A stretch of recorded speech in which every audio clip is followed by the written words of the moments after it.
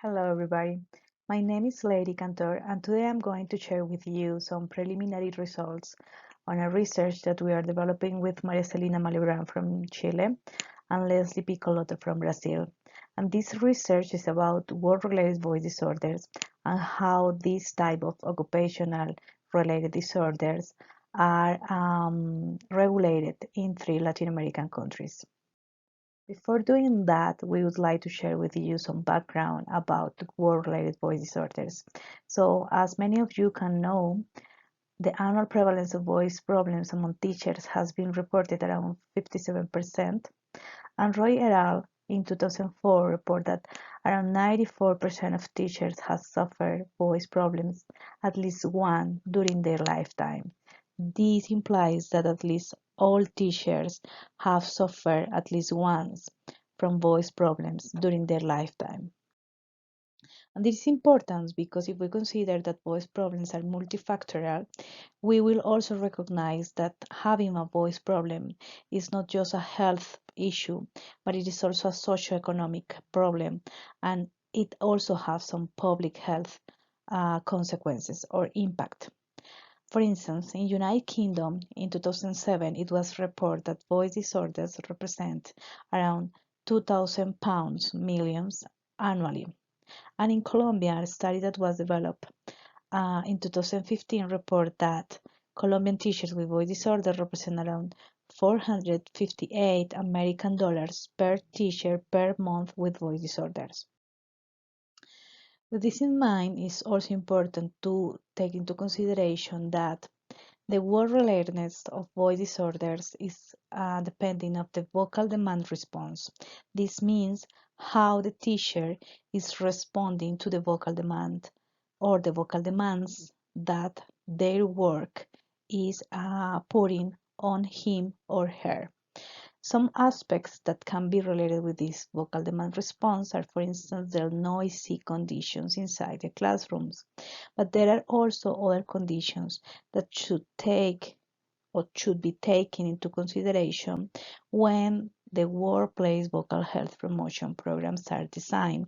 And just knowing these associated factors is possible to take into consideration this information for the designing of these programs and also for the analysis of the economic compensations. This is the reason why we decided to do an integrative review of laws and statistics in 3 Latin American countries. The 3 Latin American countries analyzed were Brazil, Chile, and Colombia. And our main aim was determine if there was an association between national legislation on work-related voice disorders and the statistics on work-related voice disorders, the national statistics. So let's start with Brazil. In Brazil, there are some strengths related with the legislation, and these strengths are related with the publication of the guideline called Disturbio de la Voz Relacionado al Trabajo. This guideline was published in 2018, and this DVRT is part of a group of norms that guide protocols to determine the work-relatedness of voice disorders, of diseases, but in specific voice disorders. This DVRT allows to define the assessment criteria and the systematization of statistics. But Brazil has more strengths. They also have something that is called laws of vocal health, and these laws of vocal health aim to guarantee the actions to decrease voice problems, especially among teachers. They also have something that is called networks of caring that helps to organize the knowledge, technologies, professionals, and institutions to guarantee better access to health services. And they also have something that is called reference centers on workers' health that helps to coordinate the promotion programs, address or aiming to offer attention to, for instance, teachers. However, there are also some limitations in the implementation of these guidelines and laws. The first one is related with the identification. And the problem with the identification of the word-related voice disorders is that even though there are some regulations, there are not clear criteria about this identification of word-related voice disorders. The second limitation is related with the notification, and this is related with the fact that it is not clear if suspect cases should be notified, because these could be overrepresent the voice disorders, the occupational voice disorders. And the third one is related with the acknowledgement, because even though it's in the paper, it is not so clear in the reality. Now let's talk about Chile. In Chile, we have that voice disorders are one of the most prevalent voice problems among occupational voice users. This is the reason why, since 1968, there are laws related with occupational voice. The first one that was published in 1968 is the Law 16744. And this law establishes criteria for management of word-related voice disorders. Thanks to this law, there is a definition, an official definition of dysphonia that implies the word-relatedness of voice disorders. This law also helps to organize how to perform the diagnosis and classification of voice as a word-related disease. Later, there was an update of this law, and that was by means of the Circular 3331. And this circular advised the use of protocols to assess voice disorders in the work environment according to the type of job, the type of voice use, and the type of activity.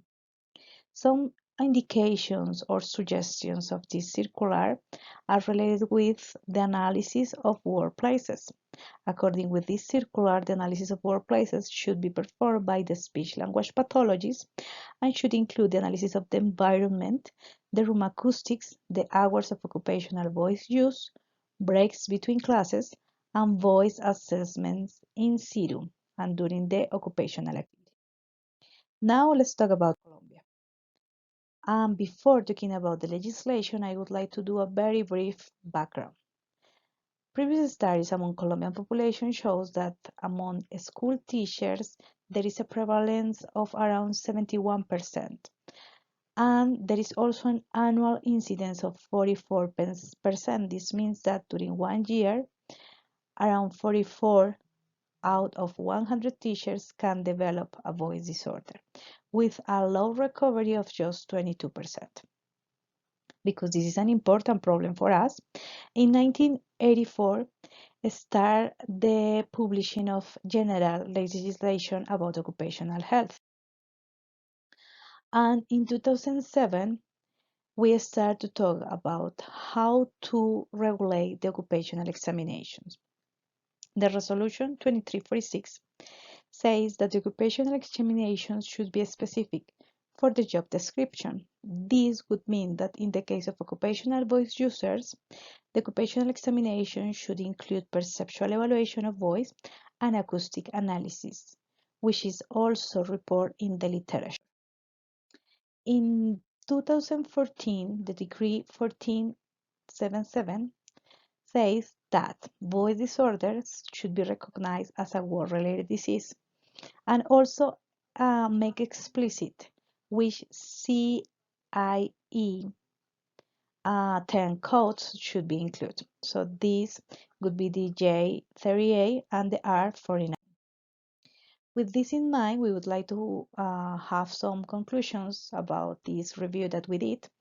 And the first one is that although there are some laws and guidelines for identification of voice disorders among occupational voice users, there are several aspects that need to be addressed on practice. For instance, the training for occupational voice users on healthy voice use, the interdisciplinary work on the field of occupational voice, and taking into consideration the cost analysis of word-related disorders on decision making. Thank you very much, and thank you to Voice Foundation for this Voice Symposium Online 2020.